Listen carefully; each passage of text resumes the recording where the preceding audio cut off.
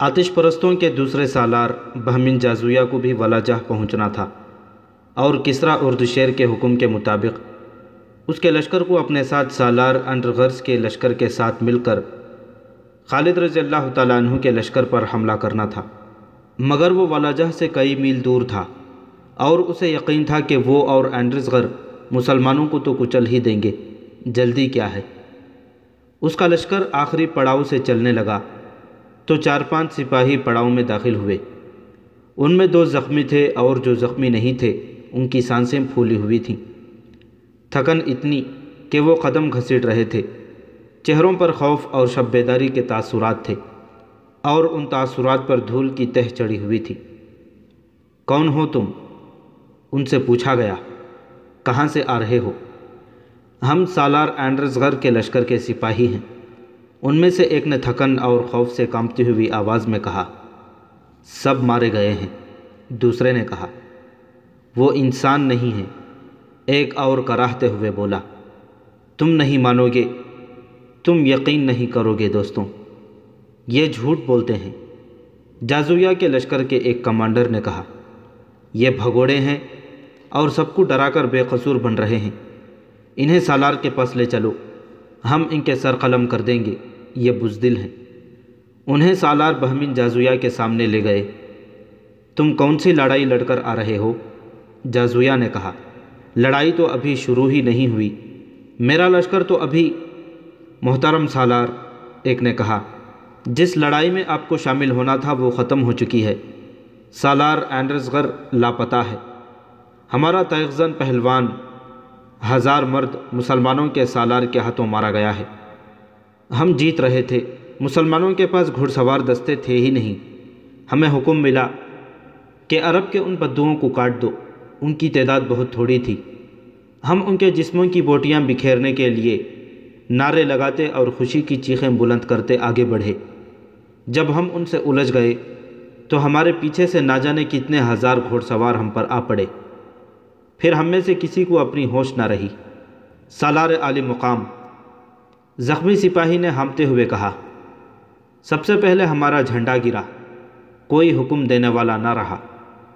ہر طرف نفسا نفسی اور بھگدڑ تھی، مجھے اپنوں کی صرف لاشیں نظر آتی تھیں کہ اتنے بڑے لشکر کو اتنے چھوٹے لشکر نے شکست دی ہے۔ جازویہ نے کہا۔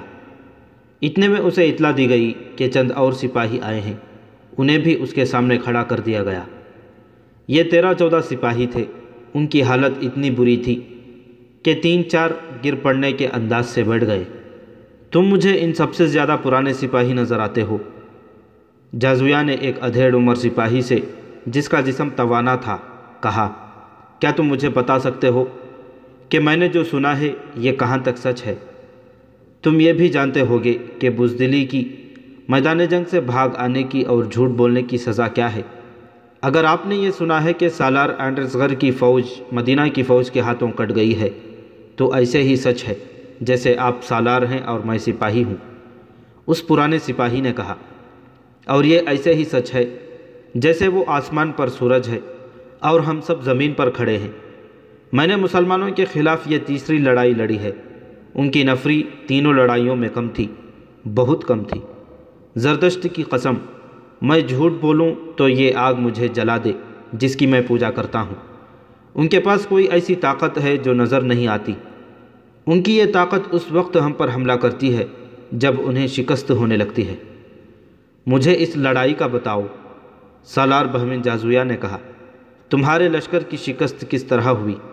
اس سپاہی نے پوری تفصیل سے سنایا کہ کس طرح مسلمان اچانک سامنے آ گئے اور انہوں نے حملہ کر دیا، اور اس کے بعد یہ معرکہ کس طرح لڑا گیا۔ ان کی وہ جو طاقت ہے جس کا میں نے ذکر کیا ہے، سپاہی نے کہا، وہ گھوڑ سوار دستے کی صورت میں سامنے آئی۔ اس دستے میں ہزاروں گھوڑے تھے، ان کے حملے سے پہلے یہ گھوڑے کہیں نظر نہیں آئے تھے۔ اتنے 1000 گھوڑوں کو کہیں چھپایا نہیں جا سکتا۔ ہمارے پیچھے دریا تھا، گھوڑے دریا کی طرف سے آئے اور ہمیں اس وقت پتہ چلا جب مسلمان سواروں نے ہمیں کاٹنا اور گھوڑوں تلے روندنا شروع کر دیا تھا۔ عالی مقام، یہ ہے وہ طاقت جس کی میں بات کر رہا ہوں۔ تم میں ایمان کی طاقت ہے۔ خالد رضی اللہ تعالیٰ عنہ اپنے لشکر سے خطاب کر رہے تھے۔ یہ خدائے وحدہ لا شریک کا فرمان ہے کہ تم میں صرف 20 ایمان والے ہوئے تو وہ 200 کفار پر غالب آئیں گے۔ آتش پرستوں کا لشکر اور ان کے ساتھی عیسائی بھاگ کر دور نکل گئے تھے۔ میدان جنگ میں لاشیں بکھری ہوئی تھیں اور ایک طرف مال غنیمت کا انبار لگا ہوا تھا۔ حضرت خالد اس انبار کے قریب اپنے گھوڑے پر سوار اپنی فوج سے خطاب کر رہے تھے۔ خدا کی قسم، خالد رضی اللہ تعالیٰ عنہ کہہ رہے تھے، قرآن کا فرمان تم سب نے عملی صورت میں دیکھ لیا ہے۔ کیا تم آتش پرستوں کے لشکر کو دیکھ کر گھبرا نہیں گئے تھے؟ آنے والی نسلیں کہیں گی کہ یہ کمال خالد بن ولید کا تھا کہ اس نے اپنے سواروں کو چھپا کر رکھا ہوا تھا اور انہیں اس وقت استعمال کیا جب دشمن مسلمانوں کو کاٹنے اور کچلنے کے لیے آگے بڑھ آیا تھا۔ لیکن میں کہتا ہوں کہ یہ کرشمہ ایمان کی قوت کا تھا۔ خدا ان کے ساتھ ہوتا ہے جو اس کے رسول صلی اللہ علیہ وسلم کی ذات پر ایمان لاتے ہیں۔ میرے دوستوں، ہمیں اور آگے جانا ہے۔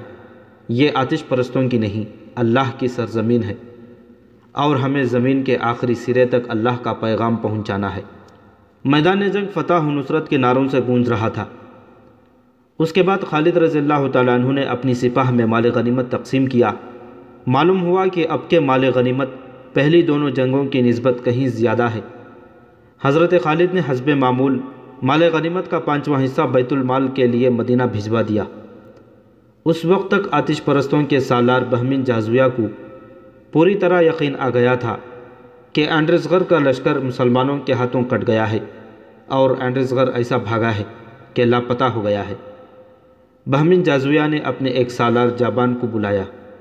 تم اینڈرسغر کا انجام سن چکے ہوگے، جازویہ نے کہا۔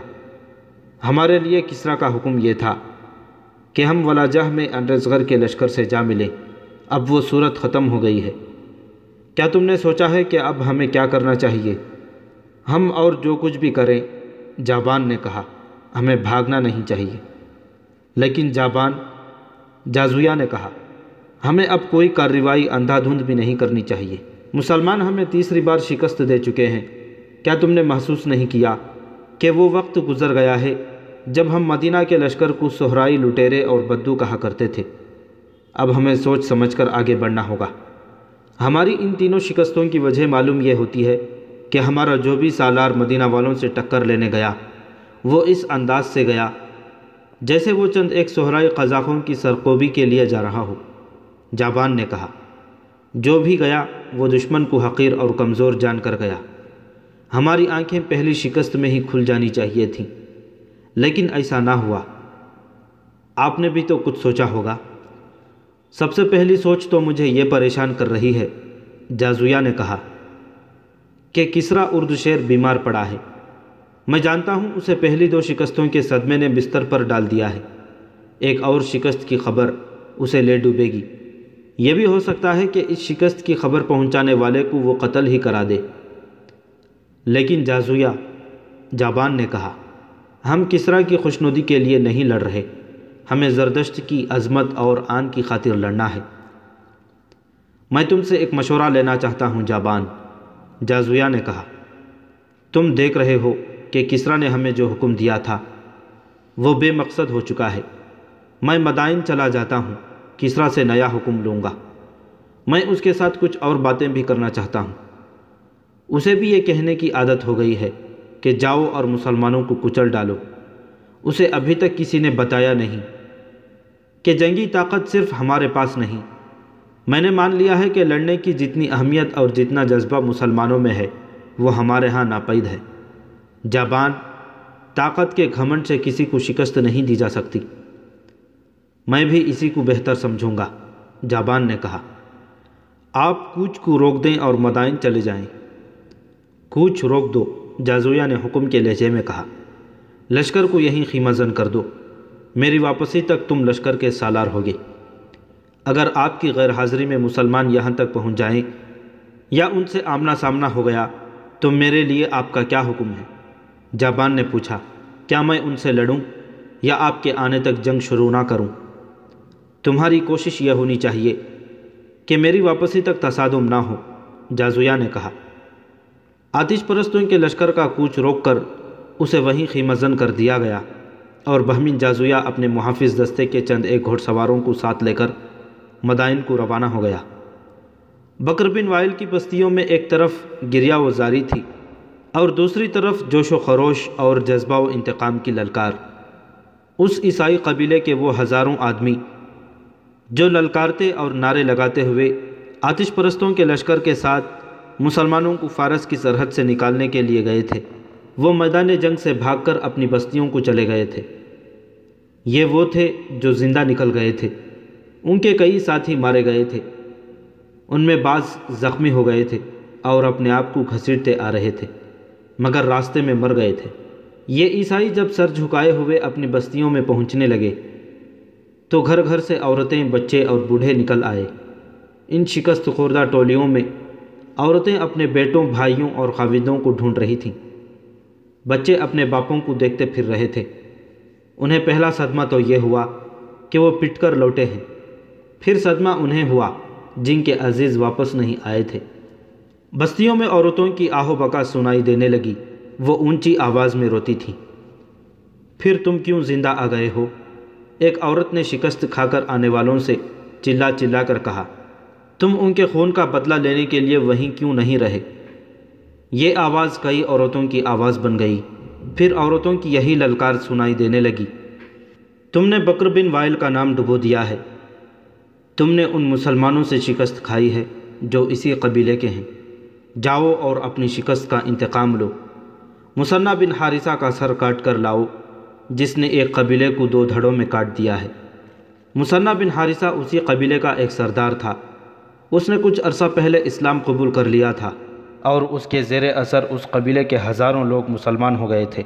ان مسلمانوں میں سے کئی خالد بن ولید رضی اللہ تعالیٰ عنہ کی فوج میں شامل ہو گئے تھے۔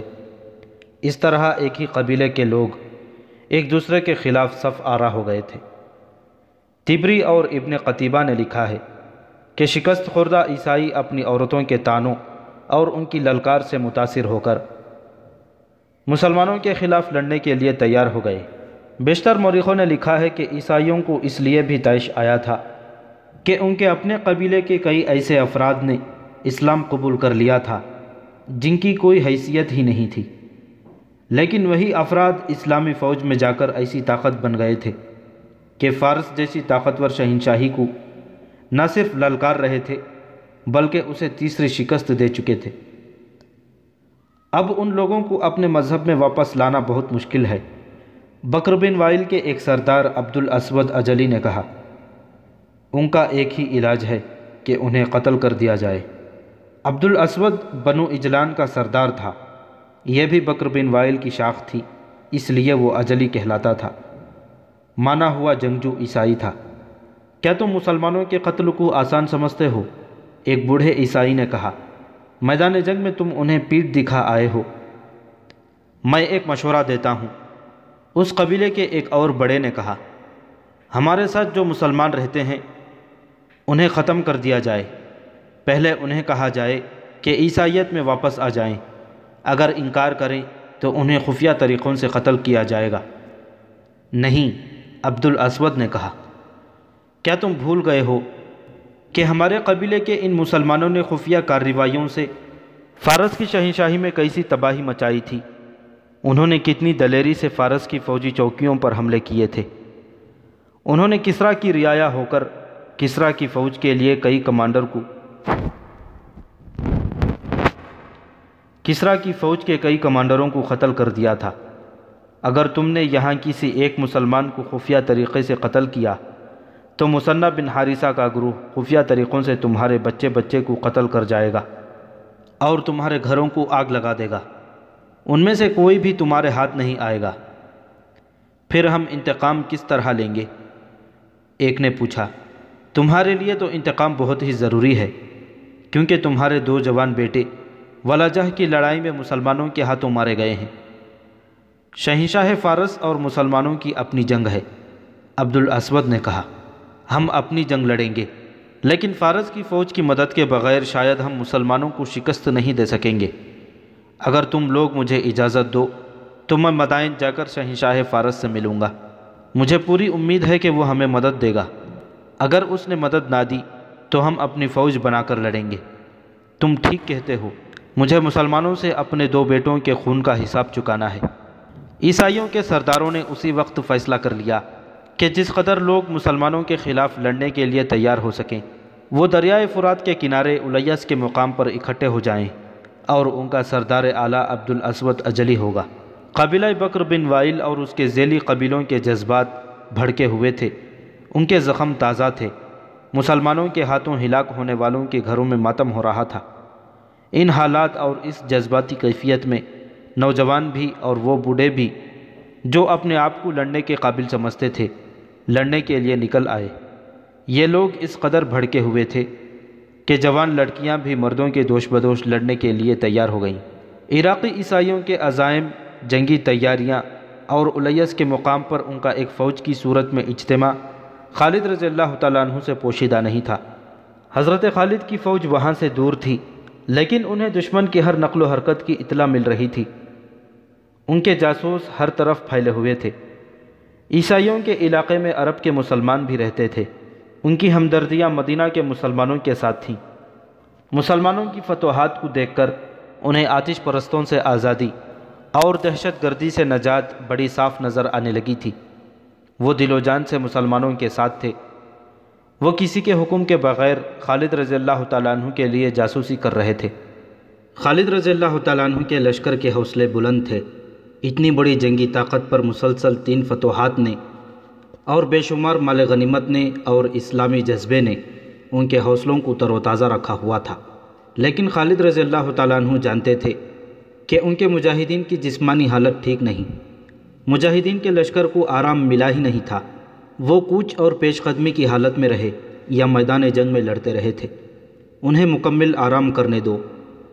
خالد رضی اللہ تعالیٰ عنہ اپنے سالاروں سے کہہ رہے تھے، ان کی ہڈیاں بھی دکھ رہی ہوں گی، جتنے بھی دن ممکن ہو سکا میں انہیں آرام کی حالت میں رکھوں گا، اور ان دستوں کو بھی یہیں بلا لو جنہیں ہم دجلہ کے کنارے دشمن پر نظر رکھنے کے لیے چھوڑ آئے تھے۔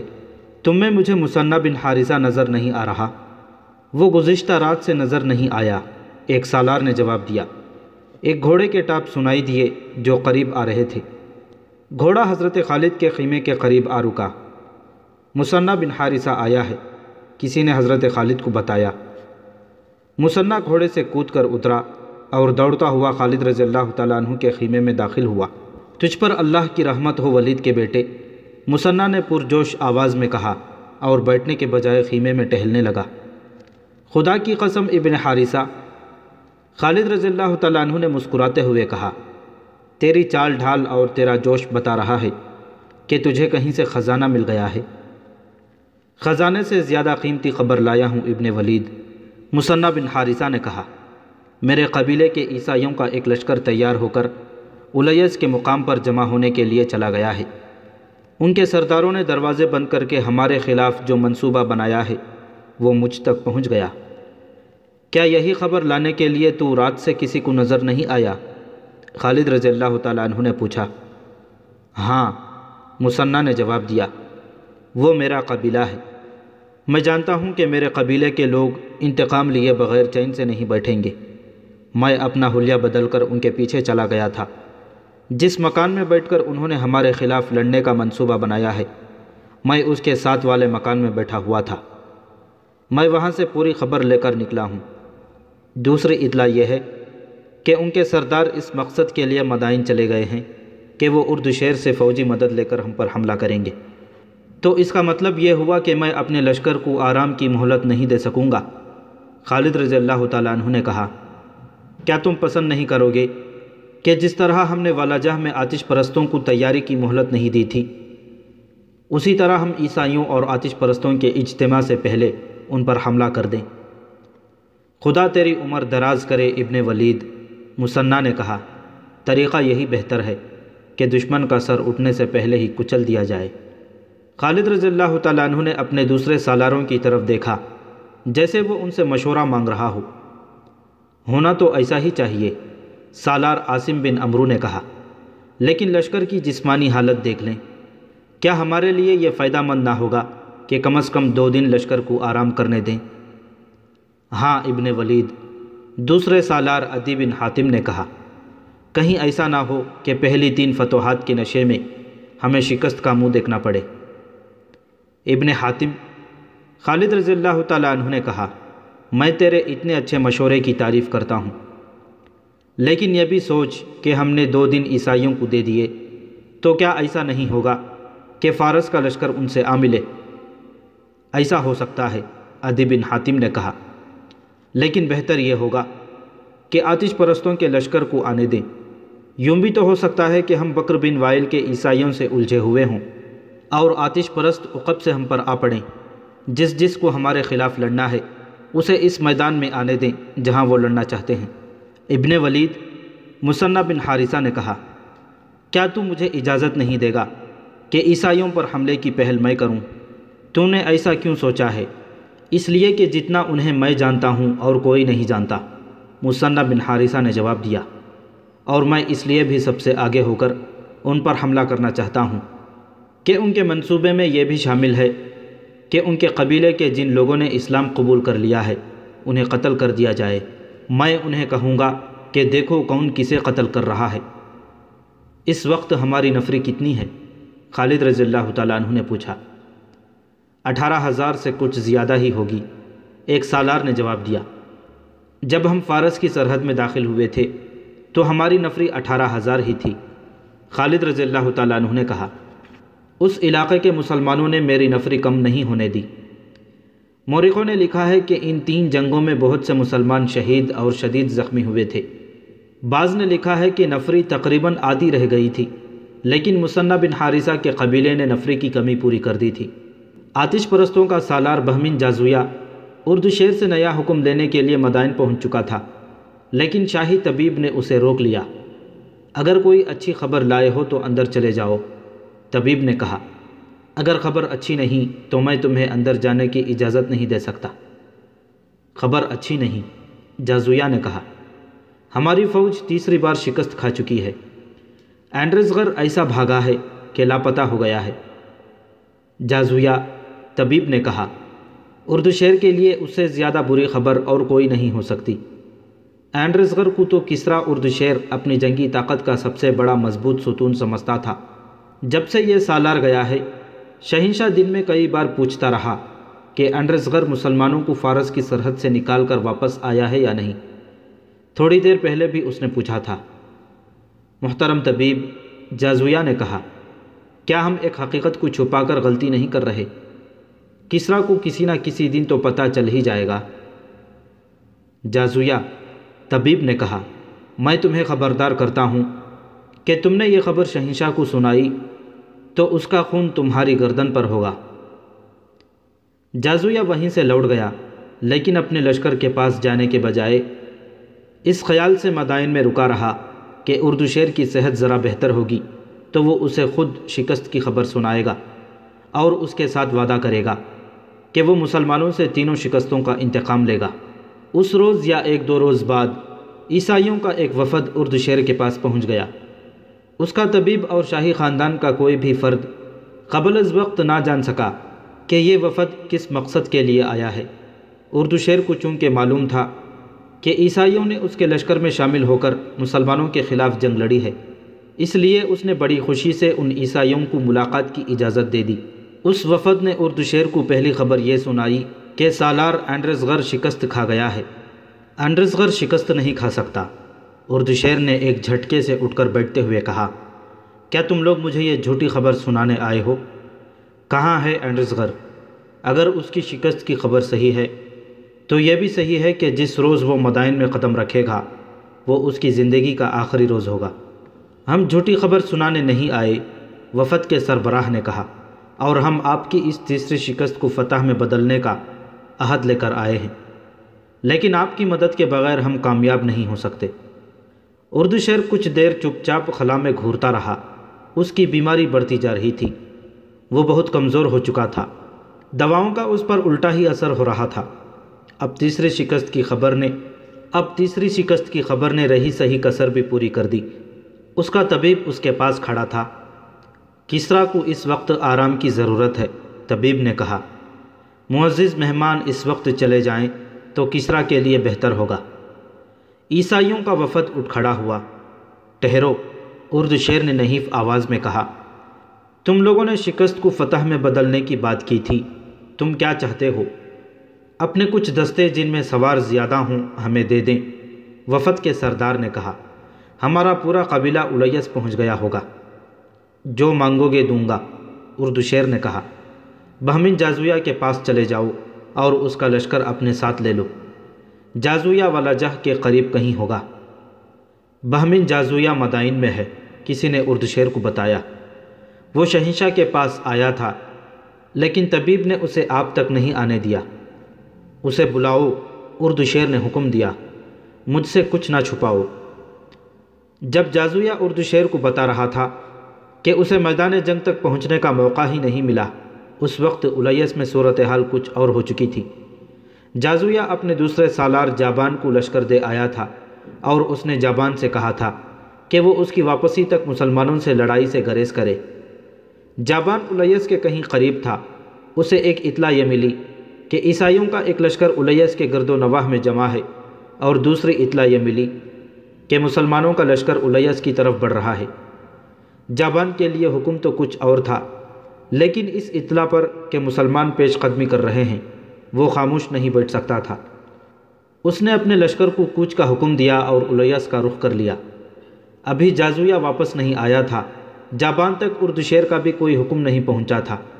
چونکہ وہ وہاں موجود تھا، اس لیے یہ اس کی ذمہ داری تھی کہ مسلمانوں کو روکے۔ تاریخ میں بکر بن وائل کے ان عیسائیوں کی تعداد کا کوئی اشارہ نہیں ملتا جو الیس میں لڑنے کے لیے پہنچے تھے۔ ان کا سردار اور سالار اعلیٰ عبد الاسود اجلی تھا۔ وہ مدائن سے اپنے وفد کی واپسی کا انتظار کر رہے تھے۔ خالد رضی اللہ تعالیٰ عنہ انتظار کرنے والے سالار نہیں تھے۔ انہوں نے اپنی فوج کو تھوڑا سا آرام دینا ضروری سمجھا تھا۔ پھر انہوں نے الیس کی طرف پیش قدمی کا حکم دیا۔ رفتار معمول سے کہیں زیادہ تیز رکھی۔ مثنیٰ بن حارثہ اپنے جان بازوں کا دستہ لیے باقی لشکر سے الگ تھلگ جا رہا تھا۔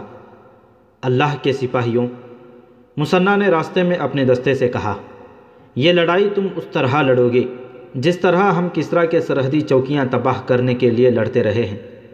چھاپا مار لڑائی، شب خون۔ تم ان لوگوں سے لڑنے جا رہے ہو جو تمہاری طرح لڑنا نہیں جانتے۔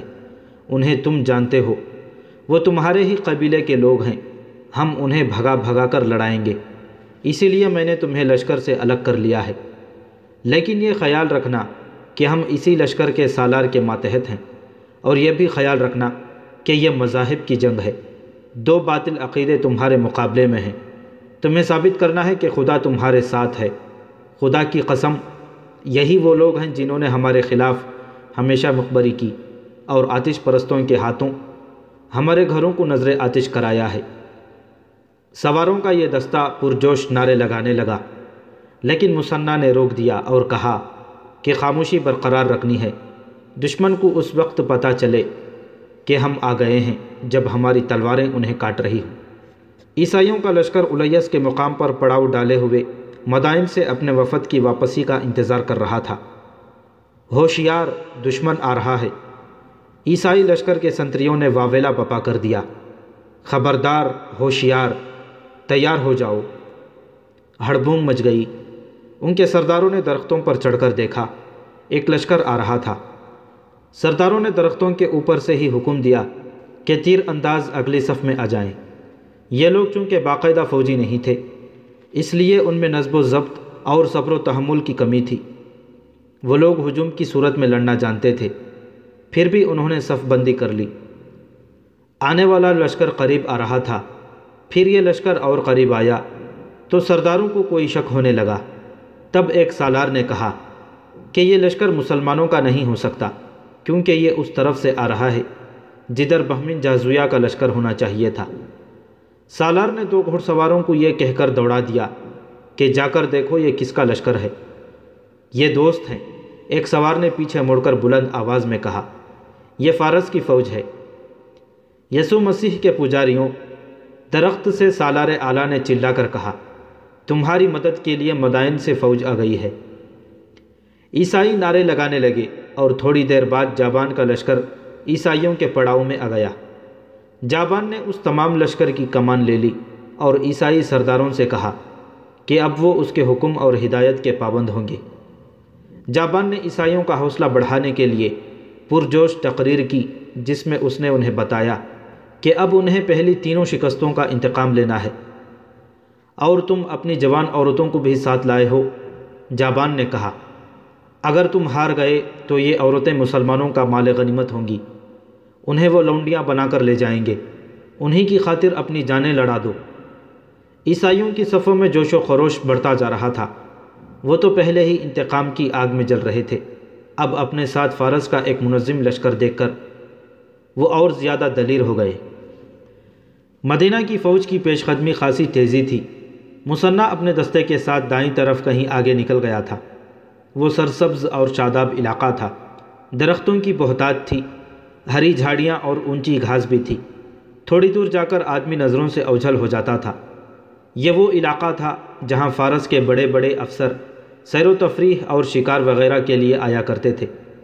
الیس سے آگے ہیرا ایک شہر تھا جس کی اہمیت تجارتی اور فوجی لحاظ سے خاصی زیادہ تھی۔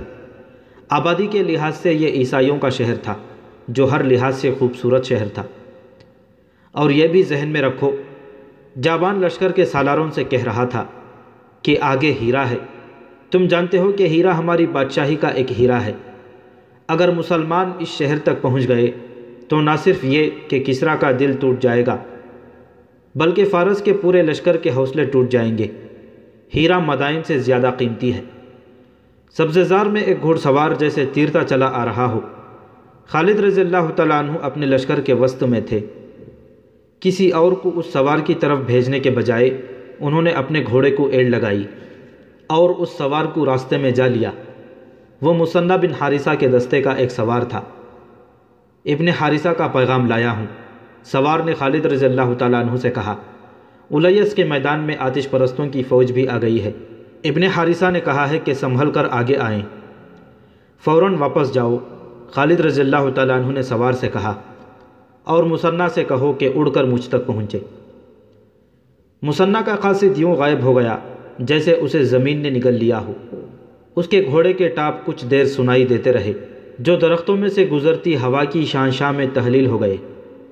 خالد رضی اللہ تعالیٰ عنہ واپس اپنے لشکر میں آئے اور اپنے سالاروں کو بلا کر انہیں بتایا کہ آگے صرف بکر بن وائل کے لوگ ہی نہیں بلکہ مدائن کا لشکر بھی ان کے ساتھ آ ملا ہے۔ انہوں نے اپنے سالاروں کو یہ بھی بتایا کہ مثنیٰ بن حارثہ آ رہا ہے۔ انہوں نے پہلے کی طرح سالار عاصم بن عمرو رضی اللہ تعالیٰ عنہ اور سالار عدی بن حاتم رضی اللہ تعالیٰ عنہ کو دائیں اور بائیں پہلو میں رکھا۔ زیادہ دیر نہیں گزری تھی کہ مثنیٰ یوں آ پہنچا جیسے وہ واقعی اڑ کر آیا ہو۔ ابن حارثہ، حضرت خالد نے کہا، کیا تم نے اپنی آنکھوں سے فارس کے لشکر کو عیسائیوں کے ساتھ دیکھا ہے؟ مثنیٰ بن حارثہ نے صرف دیکھا ہی نہیں تھا بلکہ اس نے جان بازی کا مظاہرہ کر کے بہت کچھ معلوم کر لیا تھا۔ اس نے اپنے جاسوس آگے بھیج رکھے تھے، انہوں نے اسے اطلاع دی تھی کہ مدائن کی فوج عیسائیوں سے آ ملی ہے۔ مثنیٰ نے پوری معلومات حاصل کرنے کا ارادہ کر لیا۔ رات کو اس نے اپنے ساتھ 3 سوار لیے اور دشمن کے پڑاؤ کے قریب جا کر گھوڑے سے اترے اور انہیں ایک درخت کے ساتھ باندھ دیا۔ وہاں سے وہ چھپ چھپ کر اور جہاں ضرورت پڑی وہاں پیٹ کے بل رینگ کر پہاڑوں کے قریب چلے گئے۔ آتش پرستوں کے سنتری پڑاؤ کے ارد گرد گھوم پھر رہے تھے۔ یہ سفر 12 ہجری کے وسط کی راتیں تھیں۔ آدھے رات کی چاندنی تھی جو فائدہ بھی دیتی تھی نقصان بھی۔ 2 سنتری ان کے سامنے سے گزر گئے، انہیں پیچھے سے جا کر پکڑا جا سکتا تھا، لیکن ان کے پیچھے پیچھے ایک گھوڑ سوار آ رہا تھا۔ اس نے اپنے سنتریوں کو آواز دے کر روک لیا اور ان کے پاس آ کر انہیں بیدار اور ہوشیار رہنے کو کہنے لگا۔ وہ کوئی کمانڈر معلوم ہوتا تھا۔ مسلمان رات کو تو حملہ نہیں کر سکتے، ایک سنتری نے کہا، پھر بھی ہم بیدار اور ہوشیار ہیں۔ تم سپاہی ہو، گھوڑ سوار نے حکم کے لہجے میں کہا۔ جو ہم کمانڈر جانتے ہیں وہ تم نہیں جانتے۔ مسلمانوں کا کچھ پتہ نہیں، وہ کس وقت کیا کر گزریں، انہیں عام قسم کا دشمن نہ سمجھو۔ کیا تم نے مثنیٰ بن حارثہ کا نام نہیں سنا؟ کیا تم نہیں جانتے کہ کسریٰ نے مثنیٰ کے سر کی کتنی قیمت مقرر کر رکھی ہے؟ تم اگر اسے زندہ یا مردہ پکڑ لاؤ یا اس کا صرف سر پیش کر دو تو تم مالا مال ہو جاؤ گے، لیکن تم اسے پکڑ نہیں سکو گے۔ وہ جن ہے، کسی کو نظر نہیں آتا۔ چلو آگے چلو، اپنے علاقے کی گشت کرو۔ سنتری آگے نکل گئے اور گھڑ سوار وہیں کھڑا رہا۔ مصنع بن حارثہ اپنے 3 جانبازوں کے ساتھ ایک گھنی جھاڑی کے پیچھے چھپا ہوا تھا۔ گھوڑ سوار اس طرف جانے کے بجائے جس طرف سنتری چلے گئے تھے دوسری طرف چلا گیا۔ گھوڑے پر اسے پکڑنا خطرے سے خالی نہیں تھا۔ مصنع نے اپنے ایک جانباز کے کان میں کچھ کہا اور گھوڑ سوار کمانڈر کو دیکھا جو آہستہ آہستہ چلا جا رہا تھا۔ مصنع قریب کے ایک درخت پر چڑھ گیا۔ اس کے جانباز نے ذرا اونچی آواز میں کچھ کہا۔ کمانڈر نے گھوڑا روک لیا۔ جانباز نے اسے واپس آنے کو کہا۔ وہ اس آواز پر واپس آ رہا تھا۔ اچانک درخت سے مصنع کودا اور گھوڑ سوار کے اوپر گرا اور اسے گھوڑے سے گرا دیا۔ مصنع کے ایک آدمی نے دوڑ کر گھوڑے کی لگام پکڑ لی اور 2 نے کمانڈر کو دبوچ لیا اور اس کا منہ باندھ دیا۔ اسے اور اس کے گھوڑے کو وہاں سے دور لے گئے۔ انہوں نے اپنے گھوڑے کھولے اور وہاں سے اتنی دور نکل گئے جہاں وہ چیختا چلاتا تو بھی اس کی آواز اس کے پڑاؤ تک نہ پہنچتی۔ زندہ رہنا چاہتے ہو تو بتاؤ کہ تمہاری فوج کہاں سے آئی ہے؟ مصنع نے تلوار کی نوک اس کی شہرک پر رکھ کر پوچھا۔ وہ بہمن جازویہ کی لشکر کا کمانڈر تھا۔ اس نے جان بچانے کی خاطر سب کچھ بتا دیا، یہ بھی کہ جازویہ مدائن چلا گیا ہے اور اس کی جگہ جابان سالار ہے اور بکر بن وائل کا لشکر انہیں اتفاق سے مل گیا ہے۔ اس نے یہ بھی بتایا کہ اس قبیلے کے کچھ سردار مدائن سے فوج اپنے ساتھ لائیں گے۔ کیا تمہیں معلوم ہے کہ مدینہ کی فوج کہاں ہے؟ مصنع نے اس سے پوچھا۔ وہ بہت دور ہے، کمانڈر نے جواب دیا۔ ہم اس پر حملہ کرنے جا رہے ہیں، شاید 2 روز بعد۔ جب اس سے ہر ایک بات معلوم ہو گئی تو اسے ہلاک کر کے لاش وہیں دفن کر دی گئی۔ سورج طلوع ہو چکا تھا جب مصنع بن حارثہ خالد رضی اللہ تعالیٰ عنہ کو یہ رویداد سنا رہا تھا۔ تعداد کا اندازہ کیا ہے؟ حضرت خالد نے پوچھا۔ صحیح اندازہ مشکل ہے ابن ولید، مصنع نے کہا۔ ہماری اور ان کی تعداد کا اندازہ وہی ہے جو پہلے تھا۔ وہ ہم سے 4 گنا نہیں تو 3 گنا سے یقیناً زیادہ ہیں۔ خالد رضی اللہ تعالیٰ عنہ نے اپنی فوج کو روکا نہیں تاکہ وقت ضائع نہ ہو اور دشمن کو بے خبری میں ڈالیں۔ انہوں نے چلتے چلتے اپنے سالاروں سے مشورے لیے، خود سوچا اور احکام دیے۔ ان عربوں کے متعلق آتش پرستوں کی سب سے زیادہ جری اور تجربہ کار سالار ہرمز نے کہا تھا کہ یہ لوگ صحرا کے رہنے والے ہیں اور صحرا میں ہی لڑ سکتے ہیں۔ ہرمز نے یہ بھی کہا تھا کہ وہ انہیں دجلہ اور فرات کے اس علاقے میں لڑائے گا جس میں درخت، جھاڑیاں، گھاس اور کہیں کہیں دلدل ہے۔ لیکن ہرمز کے خواب اسی سرسبز اور دلدلی علاقے میں ٹوٹ ٹوٹ کر بکھر گئے تھے۔ خدا کی قسم، تم اب صحراؤں اور جنگلوں میں بھی لڑ سکتے ہو۔ خالد رضی اللہ تعالیٰ عنہ نے اپنے سالاروں سے کہا، اس زمین پر تم نے اتنے طاقتور دشمن کو 3 شکستیں دی ہیں۔ تم نے یہ بھی دیکھ لیا ہے کہ ہمارے دشمن کے لڑنے کا طور طریقہ کیا ہے۔ مصنع نے بتایا ہے کہ دشمن اگر اسی میدان میں ہوا جہاں وہ پڑاؤ کیے ہوئے ہے تو یہ ذہن میں رکھ لو کہ یہ میدان 2 دریاؤں، دریائے فرات اور دریائے خصیف کے درمیان ہے۔ میدان ہموار ہے لیکن درختوں اور سبزے کی بہتات ہے۔ دوڑتے گھوڑوں پر تمہیں درختوں کا اور ان کے جھکے ہوئے ٹہنوں کا خیال رکھنا پڑے گا، ورنہ ان ٹہنوں سے ٹکرا کر مارے جاؤ گے۔ میدان محدود بھی ہے، ہمیں دشمن کو کسی قسم کا دھوکہ دینے کا اور چالیں چلنے کا موقع نہیں مل سکے گا۔ ہمیں آمنے سامنے کا معرکہ لڑنا پڑے گا۔ ابن عمرو اور ابن حاتم پہلوؤں کے سالار ہوں گے، انہیں جب بھی اور جیسا بھی موقع ملا یہ اس کے مطابق نقل و حرکت کریں گے۔ اپنے کمانڈروں کو یہ بتانا ضروری ہے کہ آمنے سامنے کی لڑائی میں جذبے کی شدت اور جسمانی پھرتی اور مضبوط حوصلے کی ضرورت ہوتی ہے۔ ابن حارثہ، تم ہمارے پابند ہو کر نہیں لڑو گے۔ تمہارے ساتھ پہلے طے ہو چکا ہے کہ تم اپنے انداز کا معرکہ لڑو گے، لیکن تم یہ احتیاط کرو گے کہ تمہارے سوار ہمارے راستے میں نہ آئیں۔ تم نے اپنے سواروں کو یہی تربیت دے رکھی ہے، انہیں اسی طرح استعمال کرو لیکن اندھا دھند نہیں۔ نظم و ربط بہت ضروری ہے۔ ابن ولید، مصنع بن حارثہ نے کہا، تجھ پر اللہ کی رحمت ہو، تو نے جیسا کہا ہے تجھے ویسا ہی نظر آئے گا۔ کیا تو مجھے اجازت دیتا ہے کہ میں اپنے دستے میں چلا جاؤں؟ میں تجھے اللہ کے سپرد کرتا ہوں حارثہ کے بیٹے۔ خالد رضی اللہ تعالیٰ عنہ نے کہا، جا، میدان جنگ میں ملیں گے یا میدان حشر میں۔ مصنع نے گھوڑے کو ایڑ لگائی اور پلک جھپکتے نظروں سے اوجھل ہو گیا۔ اس کے ساتھ اس آتش پرست کمانڈر کا گھوڑا بھی تھا جسے اس نے قتل کر دیا تھا۔ وہ یہ گھوڑا خالد رضی اللہ تعالیٰ عنہ کے لشکر کو دے گیا تھا۔ اتنی تھوڑی تعداد میں اور اتنے محدود مسائل کے بھروسے مدینہ کے مجاہدین اس لشکر پر حملہ کرنے جا رہے تھے جس کی تعداد ان سے 3 گنا سے بھی زیادہ تھی، اور جس کے ہتھیار بھی بہتر تھے، اور جن کے سر لوہے کی خودوں اور چہرے لوہے کی زنجیروں سے ڈھکے ہوئے تھے۔ ان کی ٹانگوں پر جانوروں کی موٹی اور خشک کھالوں کی خول چڑھی ہوئی تھی۔ مجاہدین کے ولولوں میں کوئی خوف نہ تھا، ذہنوں میں کوئی وہم اور وسوسہ نہ تھا۔ ان کے سامنے ایک پاک اور عظیم مقصد تھا۔ ان کی نگاہوں میں اپنے اللہ اور رسول صلی اللہ علیہ وسلم اور مذہب کی عظمت تھی۔ اپنی جانوں کی کوئی اہمیت نہ تھی سوائے اس کے کہ یہ جان اللہ کی دی ہوئی ہے اور اسے اللہ کی راہ میں ہی قربان کرنا ہے۔ اپنی زندگی دے کر وہ اسلام کو زندہ رکھنے کا عہد کیے ہوئے تھے۔ وہ گھروں سے، اپنی بیویوں سے، اپنی ماؤں، بہنوں اور بیٹیوں سے دور ہی دور ہٹتے جا رہے تھے۔ ان کے شب و روز خاک و خون میں گزر رہے تھے۔ زمین ان کا بچھونا تھی اور اوپر آسمان تھا۔ باطل کی چٹانوں سے ٹکرانا، کفر کے تلاتم کو چیرنا اور دشمنان دین کے عزائم کو کچلنا ان کی عبادت تھی۔ ان کی زبانوں پر اللہ کا نام تھا۔